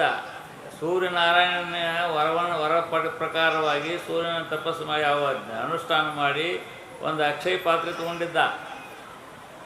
ಅಕ್ಷಯ ಪಾತ್ರೆಯಲ್ಲಿ ಹೇಳಿದ್ದ, ಸೂರ್ಯನಾರಾಯಣ ಹೇಳಿದ್ದ ಅಂದರೆ, ದ್ರೌಪದಿ ಊಟ ಮಾಡಿ ಆಯ್ತಂದ್ರೆ ಆವತ್ತಿನ ಊಟ ಇಲ್ಲ, ಮರುದಿವಸ ಸಿಗ್ತಾವೆ. ಅಲ್ಲಿ ತನಕ ಎಷ್ಟು ಜನ ಬರಲಿ, 10,000 ಅಲ್ಲ 10 ಲಕ್ಷ ಜನ ಬರಲಿ, ದ್ರೌಪದಿ ಸ್ನಾನ ಮಾಡಿ ಅದರ ಕೈ ಹಾಕಿ ಕೊಡೋದು ಅಷ್ಟೇ. ಆ ಅಕ್ಷಯ ಪಾತ್ರೆಯಾಗ ಕೈ ಹಾಕ್ಯಾಕ ಬಡಿಸೋದ, ಕೈ ಹಾಕ್ಯಾಕ ಏನು ಲಾಡು ಬೇಕಾದ್ರೆ ಉಂಡು ಬೇಕಾದ್ರೆ ಲಾಡು, ಆ ಹೋಳಿಗೆ ಬೇಕಾದ್ರೆ ಹೋಳಿಗೆ, ಏನು ಇಚ್ಛಾ ಮಾಡಿದ್ರೆ ಅಲ್ಲಿ ತಯಾರು ಅಡಿಗೆ. ಸೂರ್ಯನಾರಾಯಣ ಆಶೀರ್ವಾದ, ಏನು ಬೇಕಾದ್ರೆ ತಯಾರನ ಅವ್ರು ಏನು ಇಚ್ಛಾ ಮಾಡ್ತಾರೆ ಇಚ್ಛಾ ತೃಪ್ತಿ. ದ್ರೌಪದಿ ಮಾತ್ರ ಹೋಗಿ ಕೈ ಹಾಕ್ಕೊಡ್ಬೇಕು, ಎಷ್ಟು ಜನ ಬರಲಿ ಅದು ಸಮಯಂಗಿಲ್ಲ. ಆಕೆ ಎಲ್ಲರೂ ಆದಮೇಲೆ ದ್ರೌಪದಿ ಊಟ ಮಾಡಿ ಅದನ್ನು ಪೂಜೆ ಮಾಡಿಟ್ರೆ ಆವತ್ತು ಸಿಗಂಗಿಲ್ಲ. ಮರುದಿವಸ ಎಲ್ಲಿ ತನಕ ಇಲ್ಲಿ ಬೇಕಾದಂಗೆ ಇಲ್ಲ ಅವ್ರು. ಒಟ್ಟು ಇವತ್ತಿನ ದಿನಗೂ ಇದ ತಾಸ ಅದ ತಾಸ ಅಂತೆಲ್ಲ ಒಟ್ಟು ಕೊಡ್ತಾ ಇರೋದು ದ್ರೌಪದಿ ಊಟ ಮಾಡೋ ತನಕ ಅಂತಂದು ಕೊಟ್ಟಿದ್ದ ಸೂರ್ಯನಾರಾಯಣ ಆಶೀರ್ವಾದ ಮಾಡಿ. ಇವರು ಬರೋಕ್ಕಿಂತ ಮೊದಲು ದ್ರೌಪದಿ 4-5 ಗಂಟೆಗಿದ್ದು ಯಾರು ಬರಲಿಲ್ಲ ಅಂತ ತಿಳ್ಕೊಂಡು ಆಕೆ ಊಟ ಮಾಡಿ ಅವನು ಪೂಜೆ ಮಾಡಿ ಇಟ್ಟಿದ್ದು. ಇವ್ರು ಬಂದರು. ಇವ್ರು ಬಂದ ಕೂಡಲೇ ಏನಿಲ್ಲ ಇಲ್ಲಲ್ಲಿ ನಾಳೆ ಸಿಗಂಗಿಲ್ಲ, ಊಟ ಸಿಗಂಗಿಲ್ಲ, ಮರುದಿವಸ ಸಿಗ್ತೈತಿ. ಧರ್ಮ ಹೇಳ ಆಗಲಿ ಕೊಡ್ತೇನೆ. ಪುಣ್ಯಾತ್ಮ ಇದ್ದವ, ಇಲ್ಲ ಅನ್ನೋ ಭಾವನೆ ಇದ್ದಿಲ್ಲ. ಈ ನನ್ನಲ್ಲಿ ಏನೂ ಇಲ್ಲ ಅನ್ನೋ ಭಾವನೆ ಇಲ್ಲ. ಒಟ್ಟು ಹ್ಞೂ ನಾವು ಆಗಲಿ ಅಂದ. ಆಯಿತು. ಇವರು ಸ್ನಾನ ಮಾಡ್ಕೊಂಬರಕ್ಕೆ ಹೋದರು. ಇತ್ಲಾಗ ದ್ರೌಪದಿಯನ್ನು ಕರೆದ, ಧರ್ಮ ನೋಡು 10,000 ಜೊತೆಲಿ ಗುರುಗಳು ಬಂದ ದುರ್ವಾಸ ಸಸಿಗಳು, ಅವ್ರು ಕಸುವಾಗೈತೆ ಅಂತ ಅವ್ರಿಗೆ ಊಟ ಪಡಿಸ್ಬೇಕು. ಏನು ಊಟ? ನಾನು ಊಟ ಮಾಡಿಬಿಟ್ಟೆ, ನೀವು ಏನೂ ಇಲ್ಲ ಅಂದಾಕಿ. ಏನು ಸಿಗಂಗಿಲ್ಲ ಅಂತಂದು ಅಂದಾಗ ದ್ರೌಪದಿ ಏನು ಸಿಗಂಗಿಲ್ಲ ಯಾಕೆ ಭಗವಂತ ಇದ್ದಾನಂತ ಅದಕ್ಕೆ. ಕೃಷ್ಣ ಎಷ್ಟೆಷ್ಟೋ ಆಪತ್ತು ಕಾಲ ಲಕ್ಷಣ ಮಾಡಿದ ಭಗವಂತ ಇದ್ದಾನೆ ಆಗಲಿ ಅಂದಾಗಿನ ತಕ್ಷಣದಲ್ಲೇ ಗೋವಿಂದ ದ್ವಾರಕಾವಾಸಿನ ಕೃಷ್ಣ ಗೋಪಿ ಜನಪ್ರಿಯ. ಹೇ ಗೋವಿಂದ, ಹೇ ದ್ವಾರಕಾವಾಸಿ, ಹೇ ಕೃಷ್ಣ ಗೋಪಿ ಜನಪ್ರಿಯ. ಆಪತ್ತು ಬಂದದ, ಕಷ್ಟ ಬಂದದೆ ಅಂಥೇಳಿ ಭಗವಂತನ ಸ್ಮರಣೆ ಮಾಡಿದ್ವು. ಪರಮಾತ್ಮನ ಸ್ಮರಣೆ ಮಾಡಿದ ತಕ್ಷಣ ಪರಮಾತ್ಮ ಎಲ್ಲಾರದ ಸರ್ವತ್ರ ವ್ಯಾಪಿ ಅಮ್ಮ. ಪರಮಾತ್ಮ ಸರ್ವವ್ಯಾಪಿ, ಎಲ್ಲ ಕಡೆಯಲ್ಲಿದ್ದಾನ. ಎಲ್ಲ ಕಡೆಯಲ್ಲಿ ಅಷ್ಟಲ್ಲ, ನಿಮ್ಮೆಲ್ಲರ ಹೃದಯದಲ್ಲಿದ್ದಾನವ ಪರಮಾತ್ಮ. ನಿನ್ನ ಒಳಗೂ ಹೊರಗೂ ತುಂಬಿದಾನ ಪರಮಾತ್ಮ. ಹೊರಗೆ ತುಂಬಿಕೊಂಡಿದ್ದಾನೆ. ಅದು ಜ್ಞಾನಿಗಳಿಗೆ ಮಾತ್ರ ಗೊತ್ತಾಗ್ತೈತೆ, ನಮಗೆ ಅಜ್ಞಾನಿಗಳಿಗೆ ಗೊತ್ತಾಗೋಲ್ಲ. ಜ್ಞಾನಿಗಳು ಭಗವಂತನ ಸರ್ವತ್ರ ನೋಡ್ತಾರೆ. ಪುರಸ್ತಾತ್ ಬ್ರಹ್ಮ ಪಶ್ಚಾತ್ ಬ್ರಹ್ಮ ದಕ್ಷಿಣೋತ್ತರ ಶ್ರುತಿ ಹೇಳ್ತದೆ. ಮುಂದು ಪರಮಾತ್ಮ, ಹಿಂದೂ ಪರಮಾತ್ಮ, ಕೆಳಗೂ ಮೇಲೂ ಪರಿಪೂರ್ಣ ತುಂಬಿಕೊಂಡು ಪರಮಾತ್ಮದ ನಾವು ಎಲ್ಲಿಂದ ಬರಬೇಕಾಗಿತ್ತೇನು ಅಲ್ಲೇ ಇದ್ದಾನೆ. ನಾವು ಒಂದು ಭಕ್ತಿಯಿಂದ ಸ್ಮರಣೆ ಮಾಡ್ರೆ ಅಲ್ಲೇ ಪ್ರಕಟ ಆಗಿರ್ತಾನೆ. ಭಕ್ತಿ ಶ್ರದ್ಧೆ ಇತ್ತಂದರೆ ಪರಮಾತ್ಮ ಅಲ್ಲೇ ಮುಂದೆ ನಿಂತು ಬಿಡ್ತಾನೆ. ಆ ತಕ್ಷಣದಲ್ಲಿ ಪರಮಾತ್ಮ ಬಂದ ಬಿಟ್ಟ ಕೃಷ್ಣ. ಕೃಷ್ಣ ಸರ್ವಾಂತರ್ಯಾಮಿ, ಸರ್ವವನ್ನು ಬಲ್ಲವ, ಎಲ್ಲ ಇದೆ. ಅವನು ಬಂದು ಹೇಳಬೇಕು, ದ್ರೌಪದಿ ಯಾಕೆ ಕರ್ತೀವ ಅಂದ. ಏನಿಲ್ಲ, ನೀನು ಸ್ತೋತ್ರ ಮಾಡಿದ್ದು ಬಂದೇನಿ, ಹಸುವಾಗೈತಿ ಊಟ ಕೊಡಂದು. ಅವನು ಪರಮಾತ್ಮನು ಹಸುವಾಗೈತಿ ಊಟಕ್ಕೆ ಕೊಡು, ನಾವು ಊಟಕ್ಕೆ ಕುಂತಿದ್ನಿ, ನೀ ಕರೆದಿ ಬಂದುಬಿಟ್ಟಿನಿ ಅಂದವ. ಊಟಕ್ಕೆ ಕುಂತಿದ್ದು ನಾನು, ಇನ್ನು ಊಟ ಮಾಡಬೇಕು ಅನ್ನೋದಕ್ಕೆ ಹೇ ಗೋವಿಂದ ಅಂತೇಳಿ ಪರಮಾತ್ಮ ಸ್ಮರಣೆ ಮಾಡಿದ್ವಿ, ಬಂದುಬಿಟ್ಟೇನವ, ಹಸುವಾಗೈತಿ ಊಟಕ್ಕೆ ಕೊಡು ಅಂತವ. ಯಾಕಂದ್ಲು ಅಲ್ಲ, ಈಗ 10,000 ಜನ ಬಂದು ಕುಂತಾರೆ, ನೀವೊಬ್ಬ ಬಂದಿನಿ ಹೆಚ್ಚಿನ ಅಂದ್ಲಕ್ಕೆ. ಪರಮಾತ್ಮ ನಿನಗೆ ಗೊತ್ತಿಲ್ಲದ್ದೇನು, ನೀ ನಿತ್ಯ ತೃಪ್ತ. ಹಸು ಅನ್ನೋದು ನಿನಗೇಲಿ ಬರ್ತದೆ ಅಂದ್ಲಕ್ಕೆ. ನಿನಗೇಲಿ ಪರಮಾತ್ಮ ನಿತ್ಯ ತೃಪ್ತ, ನೀನು ಸರ್ವಾಂತರ್ಯಾಮಿ, ನೀನು ತೃಪ್ತನಾದಂಥ. ಮತ್ತು ನನ್ನದು ಕೇಳಾಕತಿ ಇಲ್ಲ, ತಮಾಷೆ ಮಾಡಾಕತಿ ಪರಮಾತ್ಮ. ನೀ 10,000 ಜನ ಬಂದಾರೆ, ಅವ್ರಿಗೆ ಹಸು ಆಗೈತಿ, ಬರ್ತಾರೆ. ಈಗ ಅವ್ರಿಗೆ ತೃಪ್ತಿ ಆಗಬೇಕಾಗೈತಿ, ಏನೂ ಇಲ್ಲ. ಅದಕ್ಕೆ ನಿನ್ನ ಕರೆದಿನ ನಾನು, ನಿನ್ನ ಕರಿಬೇಕಾದ್ರೆ ಏನಿಲ್ಲ. ನಮ್ಗೆ ಆಪತ್ತು ಯಾಕೆ? ಆಪತ್ತು ಕಾಲಕ್ಕೆ ಬಂದಾಗ ರಕ್ಷಣೆ ಮಾಡೋ ನೀನು. ಅದಕ್ಕೆ ಈಗ ಒಂದು ದೊಡ್ಡ ಆಪತ್ತು ಬಂದದ್ದು, ನಿನಗೆ ಸ್ಮರಣೆ ಮಾಡೀನಿ ಅಂತಂದ್ಲ. ಅದಕ್ಕೆ ವಾಣಿ ಸ್ಮರಣೆ ಮಾಡಿಬಿಡ್ಲೆ ಬಂದೇನೆ ನಾನು. ಹಸು ಆಗೈತಿ ಮತ್ತು ನನಗೋಗಿಲ್ಲ ಅಂತಿಲ್ಲ ನೀನು ಅಂತ. ಆಗಲಿ ಬಿಡು, ಹಸು ಆಗೈತೆ ಏನಿಲ್ಲ ಅಂತೀಯ. ನಿನ್ನಂತೆ ಒಂದು ಪಾತ್ರೆ ಇದೆಯಲ್ಲ, ಸೂರ್ಯ ಭಗವಾನ್ ಪಾತ್ರೆ ಕೊಟ್ಟಾನ, ಒಂದು ಅಕ್ಷಯ ಪಾತ್ರೆ. ಅದು ಕಮ್ಮಿನ ಆಗೋಂಗಿಲ್ಲ. ಅದು ಅದ್ರಾಗ ಕಮ್ಮಿ ಅನ್ನೋದು ಇಲ್ಲೇ ಇಲ್ಲ, ಯಾವಾಗ ತುಂಬಿಕೊಂಡಿರ್ತೈತೆ ಅದು ಅಂತ ಹೇಳಿದ ಪರಮಾತ್ಮ. ಹೌದು ಕರೆ, ಅವು ಪರಮಾತ್ಮ ಕೊಡುವಾಗ ಹೇಳಿಕೊಟ್ಟಾನ. ಎಲ್ಲರ ಊಟ ಆದಮೇಲೆ ನೀನು ಊಟ ಮಾಡಿ ಅದನ್ನು ತೊಳೆದು ಪೂಜೆ ಮಾಡಿದ್ರೆ ಆವತ್ತಿನ ಪರಿಸ್ಥಿತಿ ಸಿಗಂಗಿಲ್ಲ, ನಾಳೆ ಸಿಗ್ತದೆ ಅಂತ ಪರಮಾತ್ಮ ಹೇಳ್ಯಾನ. ಅದಕ್ಕೆ ಈಗ ಸಿಗಂಗಿಲ್ಲ, ಅದು ಏನಿಲ್ಲ ಇಲ್ಲ, ಅದಕ್ಕೆ ನೀನು ಸ್ಮರಣೆ ಮಾಡೀನಿ ಅಂತ. ಹಿಂಗೆ ಅದೇ ಪಾತ್ರೆ ಇರುತ್ತಲ್ಲಿ ನೋಡ್ತೇನೆ ಅಂದವ. ಸುಮ್ಮನೆ ಅವ್ನು ನೋಡೋದು ಗೊತ್ತಿಲ್ಲ, ಎಲ್ಲ ಗೊತ್ತವ ಸರ್ವಾಂತರ್ಯಾಮಿ, ಅವ್ನು ಗೊತ್ತಿಲ್ಲದ ಇದನ್ನು ಅಲ್ಲಮ್ಮ ನೋಡ್ತೇನೆ ಕೊಡೋದನ್ನ ಅಂತಂದ. ಅಕ್ಷಯ ಪಾತ್ರೆ ನೋಡ್ತೇನೆ ಕೊಡು ಅಂತಂದ. ಅಂತ ಮತ್ತು ಪರಮಾತ್ಮ ಹೇಳ್ತಾನೆ ತಂದು ಕೈಯಾಗ ಕೊಟ್ಲು. ಅದನ್ನು ಹಿಂಗೆ ಹೊಳೆ ಸುಮ್ಮನೆ ಹಿಂಗೆ ಹೊಳೆ ಕೈ ಹಾಕಿದ. ನೋಡು ಇದ್ರಾಗ ಐತಿ ಪ್ರಸಾದ ಐತಿ ಅಂತ ಒಂದು ತಪ್ಪಲು ಇರ್ತೈತಲ್ಲ, ಒಂದು ತಪ್ಪಲು ಪಲ್ಯ ಮಾಡಿರ್ತಿರಲ್ಲ ನಾವು, ಅದೊಂದು ತಪ್ಪಲು ಪಲ್ಯ ಒಂದು ಎಳೆ ಉಳಿದಿತ್ತು ಅದ್ರೊಳಗೆ. ತಪ್ಪಲು ಒಂದು ಎಳೆ ಉಳಿದಿತ್ತು, ಅದನ್ನು ತೋರಿಸಿ ನೋಡು. ನಾನಷ್ಟೇ ಅಲ್ಲ, ಇಡೀ ವಿಶ್ವವೇ ತೃಪ್ತಿ ಆಗ್ತದೆ. ವಿಶ್ವೇ ತೃಪ್ತಿ ಅಂತ ಮಂದ ಅದನ್ನು ತೊಗೊಂಡೆ ಬಾಯಾಗಿ ಇಟ್ಕೊಂಡು ಈಗ ಬಂದಾರಲ್ಲ, ಬಂದವ್ರದ್ದು ಹೊಟ್ಟೆ ಫುಲ್ಲು ತುಂಬಲಿ ಅಂತ ಆಶೀರ್ವಾದ ಬಿಟ್ಟವು. ಅವ್ರು 10,000 ಜನರು ಆಗೋದಿರಲಿಲ್ಲ, 10,000 ಜನರು ಎಲ್ಲ ಸ್ನಾನ ಮಾಡೋದು ಹೊಟ್ಟೆ ತುಂಬಿತು, ಗುರುಗಳು ಹೊಟ್ಟೆ ತುಂಬಿತು, ಬಗ್ಗರು ಹೊಳಗೆ ಬೀಳ್ಬೇಕಾದ್ರು ಹಂಗೆ ಹೊಟ್ಟೆ ತುಂಬಿ ಅವರು ಭಯಂಕರ ಹೊಟ್ಟೆ ತುಂಬಿಬಿಟ್ಟು ಇದೇನಪ್ಪ ಈಗೆಲ್ಲ ಹಸುವಾಗಿತ್ತು, ಈಗ ತಮ್ಮ ಹೊಟ್ಟೆ ತುಂಬಿಬಿಟ್ಟು ಇನ್ನೂ ಏನು ನೀರು ಕುಡಿಯೋಕೆ ಬರ್ದಂಗೆ ಹೊಟ್ಟೆ ತುಂಬೈತಿ, ಹೆಂಗೆ ಮಾಡೋದು ಅಂತೇಳಿ ಎಲ್ಲರೂ ಒಬ್ಬರೊಬ್ಬರು ನೋಡೋಕ್ಕಾದ್ರು ಹೊಟ್ಟೆ ತುಂಬ್ಯಾವು, ಏನು ಊಟ ಮಾಡೋದು, ಧ್ಯಾನ ಮಾಡೋಕೆ ಮನಸ್ಸಾಗುವಾತು. ಧ್ಯಾನ ಮಾಡೋಕೆ ಕುಂತ್ರೆ ನಿದ್ದೆ ಬರೋಕ್ಕಾಯ್ತು, ಕೈಯಾಗಿ ಜಪ್ಮಂದು ಬೀಳಾಕಾಯ್ತು, ಹಿಂಗಾಗೈತಿ. ನಾನು ಹೊಟ್ಟೆ ಭಾಳ ತುಂಬೈತಿ, ನಾವು ಹೇಳೋ ನಾನು ಹೊಟ್ಟೆ ತುಂಬೈತಿ. ತಾವೆಲ್ಲರೂ ಹಂಗೆ ನಾವು ಮಾತಾಡಕತ್ತರು. ಬಂದು ಗುರುಗಳ ಹತ್ರ ಹೇಳಿದ್ರು, ಗುರುಗಳ ಹೊಟ್ಟೆ ತುಂಬ ನಂದು ತುಂಬಿತ್ತು ಅಂದ ಅಂದ. ನಂದು ತುಂಬೈತಿ, ಈಗ ನನಗೇನಂತಂದ, ಏನಾಯ್ತು ಬೈದೊಂದು ಅಂತಂದ. ಅವನನ್ನು ಬೇಡ ಬಳಿ ಕುಂಟ್ರದ್ದು ಬೇಡನ್ನ ಟೈಮ್ ಹಾಕತಿ ಹೇಳ್ರಿ ಅಂದವ. ದುರ್ವಾಸ ಹುಸಿ ಹೇಳ್ರಿ ಅಂತಂದ. ಸ್ನಾನ ಮಾಡಿದ್ರು, ನದಿ ದಾಟ್ರಿ ಹೋಗಿಬಿಡುನು, ಅಲ್ಲಿ ಹೋಗೋದೇ ಬೇಡ ಅಂದವ. ಅಲ್ಲಿ ಹೋಗೋದೇ ಬೇಡ, ಪಾಂಡವರು ಕುಟುಂಬಕ್ಕೆ ಹೋಗೋದೇ ಬೇಡ, ನಡ್ರಿ ಅಂತೇಳಿ ಹೊಳೆ ದಾಟಿ ಹೋಗಕತ್ರು. ಅವಾಗ ಕೃಷ್ಣ ಧರ್ಮ ಭೀಮ ಬಾಯಿಲ್ಲ ಅಂದ. ಯಾಕೆ ಅಡಿಗೆ ತಯಾರಾಗೈತೆ ಅಂತ ಹೇಳಂದ ಅವ. ಅಡಿಗೆ ತಯಾರಾಗೈತಿ, ಹೋಗಿ ಅಲ್ಲಿ ಋಷಿಗಳು ಬಂದ್ರೆ ಕರ್ಕೊಂಬಾವ್ರ ಅಂದ. ನೀವು ಅಂದ, ಈಗ ಮನೆಯಾಗ ಏನು ಇಲ್ಲ ಅಡಿಗೆ ತಯಾರಾಗೈತೆ ಅಂತ ಹೇಳ್ತಾನೆ ಕೃಷ್ಣ. ಆದರೂ ಭಕ್ತ ಮಾಡ್ಯಾಣ ಹೇಳೋಣ ಅಂತೇಳಿದೆ. ಆಯ್ತು ರೀ ಭಗವಂತ ಹೋಗಿ ಬರ್ತೀನಿ ಅಂತಂದ. ಗದ ಹೆಲ್ಮಳ ಹಾಕೊಂಡು ಹೊಂಟ ಬಿಟ್ಟಿವ ನದಿಗೆ ಯಾರು ಇಲ್ಲೇ ಇಲ್ಲ, ಎಲ್ಲ ಹೋಗಿಬಿಟ್ಟಾರೆ ದಾಟಿ. ಅರ್ಥೈತ ನೋಡಿದೆ ಯಾರು ಇಲ್ಲೇ ಅಂತಂದು ಮುಂದೆ ನೋಡ್ತಾ ಹೋಗಿತ್ತಿದ್ರು ಎಲ್ಲರೂ. ನೀವು ದರ ಭೀಮ ಗಟ್ಟಿ ಮನೆ 2 ಹೆಜ್ಜೆಗೆ ದಾಟಿಬಿಟ್ಟವ್ರನ್ನ ಹೋಗಿ ಮುದ್ದು. ದುರ್ವಾಸ ಮುಸಿ ಮುಂದೆ ನಿಂತ. ಮಹಾತ್ಮರೇ ಗುರುಗಳೇ ಅಡಿಗೆ ತಯಾರಾಗೈತೆ ಅಂತ ಕರೆಯಾಕತ್ತಾರೋ ಅಂತಂದ. ಅಡಿಗೆ ತಯಾರಾಗಿದೆ ಅಂತೆ, ಊಟಕ್ಕೆ ಕರೆಯಾಕತ್ತಾರ, ನಿಮ್ಮ ದಾರಿ ನೋಡೋಕತ್ತಾರ ಅಂತಂದ. ಅಂದ ಕೂಡಲೇ ದುರ್ವಾಸರು ಜ್ಞಾನಿಗಳಿದ್ರು ಅವರು. ಅಲ್ಲಪ್ಪ ಭೀಮ, ಕೃಷ್ಣ ಏನಾರು ಬಂದ ಇಲ್ಲ ಅವನ ಕಳ್ಸ್ಯಾನ ಅಂದಿವ. ಕೃಷ್ಣ ಏನಾದ್ರು ಬಂದ ಇಲ್ಲ ಅವನ ಕಳ್ಸ್ಯಾನ. ಮರ ಇಲ್ಲಿಂದ ಅವ್ನಿಗೆ ನಮಸ್ಕಾರ ಮಾಡ್ತೀವಿ, ಹೋಗು ಅಂತ ಹೇಳಂದವ. ಇಲ್ಲಿಂದ ನಮಸ್ಕಾರ ಮಾಡ್ಯಾನ, ಏನು ಮಾಡೋದೆಲ್ಲ ಮಾಡಿಬಿಟ್ಟಾನೆ. ಇವಾಗ ಎಲ್ಲ ಮಾಡೇ ಬಿಟ್ಟಾನ, ಹೊಟ್ಟೆ ಭರ್ಪೂರ್ ಆಗೈತಿ. ಅವ ನಮಸ್ಕಾರ ಇಲ್ಲಿಂದ ಅವಾಗ ಪರಮಾತ್ಮಗೆ ನಮಸ್ಕಾರ ಮಾಡ್ತೀವಿ, ಹೋಗ್ತೀವಿ, ನೀವು ಹೋಗಿ ಭೀಮ ಅಂತಂದರು. ಆವಾಗ ಬಂದು ಭೀಮ ಹೆಂಗಾಯ್ತು, ಆಯ್ತು ಬಾ ಅಂತಂದ. ಆದರೆ ಪಾಂಡವರಿಗೆ ಎಂಥ ಕಷ್ಟ, ಯಾಕೆ ಪುಣ್ಯ ಭೂಮಿಗಳಂತ ಅವ್ರು. ಪಾಂಡವರು ಪುಣ್ಯ ಜೀವಿಗಳು, ಎಂಥ ಕಷ್ಟಗಳು ಬಂದರೂ ಕೂಡ ಕಷ್ಟ ನಿವಾರಣೆ ಆಗಿಬಿಡ್ತಾವೆ. ಪಾಪಿಗಳಿಗೆ ಅವ್ರು ಎಷ್ಟು ಸುಖವಾಗಿದ್ದರು ಬಂದು ಬಂದು ಒದಗ್ತಾವ್ರು. ಪಾಪ ಮಾಡಿದಂಥವ್ರಿಗೆ ಎಷ್ಟು ಸುಖವಾಗದೇನೆ ಅಂದರೂ ಕೂಡ ಪಾಪ ಬಂದು ಅವ್ರನ್ನ ಮತ್ತೆ ದುಃಖಕ್ಕೆ ಹಾಕ್ತದೆ. ಇವ್ರಿಗೆ ಪುಣ್ಯಶಾಲಿಗಳಿಗೆ ಎಷ್ಟೇ ಕಷ್ಟಗಳು ಬಂದರೂ ಹತ್ತಿರ ಬರೋಂಗಿಲ್ಲ, ಅವತ್ತು ದಾಟಿ ಹೋಗ್ತಾವೆ. ಪುಣ್ಯದ ಬಲ ಇತ್ತಂದರೆ, ಧರ್ಮದ ಬಲ ಇತ್ತಂದರೆ ಪಾಪ ಇವ್ರನ್ನ ಕಡಿಸ್ಬೇಕಂತ ಬಂದರೂ ಕೂಡ ಇವ್ರು ತಟ್ಟೋಂಗಿಲ್ಲ, ಅವತ್ತು ದಾಟಿ ಹೋಗ್ತಾವೆ.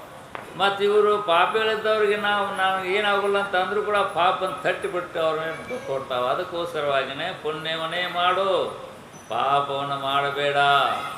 ಪುಣ್ಯವನ್ನೇ ಮಾಡು ಅಂತ ಹೇಳಿ ಅದನ್ನೇ ಮಾಡ್ರಪ್ಪ, ಪಾಪ ಮಾಡೋಕ್ಕೆ ಹೋಗಬೇಡ್ರಿ ಅಂತ ಹೇಳ್ಯಾರ. ಆ ಪುಣ್ಯ ನಮ್ಮನ್ನು ರಕ್ಷಣೆ ಮಾಡ್ತದೆ. ಸಂಪತ್ತು, ಐಶ್ವರ್ಯ, ಅಧಿಕಾರ ಇವೆಲ್ಲ ನಮ್ಮನ್ನು ರಕ್ಷಣೆ ಮಾಡೋಲ್ಲ. ಪುಣ್ಯ ಇದ್ದಲ್ಲಿ ಬಂದವ. ಸಂಪತ್ತು ಬರಲಿ, ಆರೋಗ್ಯ ಬರಲಿ, ಐಶ್ವರ್ಯ ಬರಲಿ, ಅಧಿಕಾರ ಬರಲಿ, ಇವು ಪುಣ್ಯ ಇದ್ದಲ್ಲಿ ಬಂದವ. ಆ ಪುಣ್ಯ ಕ್ಷೀಣ ಆತನ ಒಂದೊಂದು ಬಿಟ್ಟು ಹೋಗ್ತಾವೆ. ಪುಣ್ಯ ಕ್ಷೀಣ ಆಯ್ತಂದರೆ ಅವೆಲ್ಲ ಬಿಟ್ಟು ಹೋಗ್ತಾವೆ. ಪುಣ್ಯ ಕಳ್ಕೊಬೇಡ್ರಿ, ಪುಣ್ಯ ರಕ್ಷಣೆ ಮಾಡ್ಕೊಂಡು ಹೋಗ್ರಿ, ನಿಮ್ಗೆ ಎಲ್ಲ ರೀತಿಯಿಂದ ಬರ್ತಾವೆ. ಅದಕ್ಕೆ ಪುಣ್ಯವನ್ನೇ ಮಾಡು ಅಂತ ಹೇಳಿ ನಿಜಗೊಂಡ್ರು. ನಾವೆಲ್ಲರೂ ಕೂಡ ಇಂಥ ಶ್ರೇಷ್ಠವಾದ ಮನುಷ್ಯನ ಬಂದದ. ಪುಣ್ಯ ಪಾಪ ಅನ್ನೋದು ನಮ್ಗೆ ಗೊತ್ತಾಗ್ತದೆ. ಪಾಪ ಬಂತಂದ್ರೆ ಅದನ್ನು ಮಾಡೋಕ್ಕೆ ಹೋಗಬೇಡ್ರಿ, ಅದರಿಂದ ಉದಾಸೀನ ಮಾಡಿರಿ. ಪುಣ್ಯದ ಕೆಲಸ ನೀವು ತಪ್ಪದಲೇ ಮಾಡಿರಿ. ಮಾಡೋದ್ರಿಂದ ನಿಮಗೆ ಎಲ್ಲ ರೀತಿಯಿಂದ ಸುಖ, ಶಾಂತಿ, ಸಂತೋಷ, ಐಶ್ವರ್ಯ, ಭೋಗ, ಮೋಕ್ಷ ಎಲ್ಲವೂ ಪ್ರಾಪ್ತಿಯಾಗಿ ನಿಮ್ಮ ಜನ್ಮವೇ ಸಾರ್ಥಕವಾಗಿ ಧನ್ಯರಾಗ್ತಾರೆ. ಅಂಥ ಸದ್ಬುದ್ಧಿಯನ್ನು ಸದ್ಗುರು ಸಿದ್ಧಾರೂಢರು ನಿಮ್ಮೆಲ್ಲರಿಗೆ ಅನುಗ್ರಹಿಸಿ ರಕ್ಷಿಸಲಿ ಎಂಬುದಾಗಿ ಹೇಳಿ ಇವತ್ತಿನ ಪ್ರವಚನದಲ್ಲಿ ಮುಗಿಸ್ಕೊಂಡು ಹೋಗುವಂಥ ಸತ್. ಎಲ್ಲರೂ ಒಂದು ನಿಮಿಷ ಶಿವಾಯನ ಮಾಡ್ರಿ. ಹೇಳ್ತೀನಿ ಹಂಗನ್ರಿ. ಓ